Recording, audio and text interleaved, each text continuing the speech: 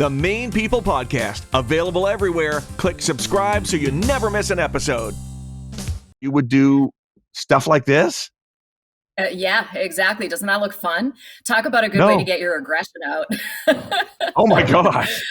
Yeah, and really cool. So he doesn't even look warm. He doesn't even look warm. No.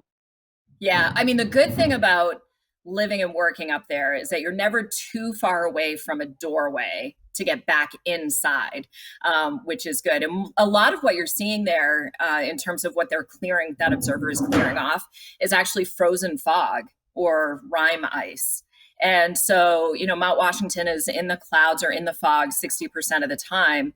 And, the faster in the wintertime, those droplets in the fog become super cooled. So that means the second that they touch anything, they freeze. And so you actually get these feathers of rime ice that form into the wind. It's really cool, unless you're trying to take weather observations. And then, of course, the ice covers everything. So our job, one of our more important jobs, was climbing up into the tower in the middle of some of the worst weather. We're talking winds over 100 miles an hour. You're completely exposed. You're the tallest standing person in the Northeast.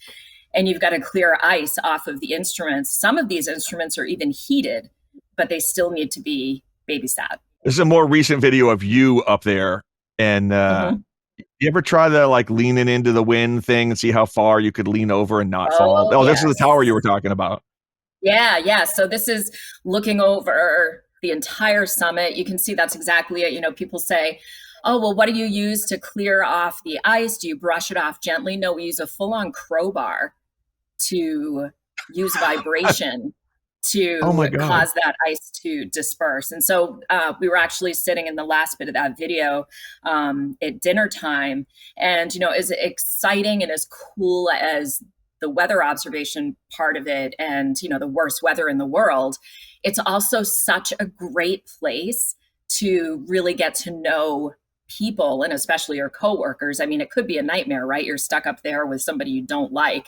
But luckily, I was mostly stuck up there with people I enjoyed. But every day, everybody has different schedules. There's somebody taking weather observations 24/7.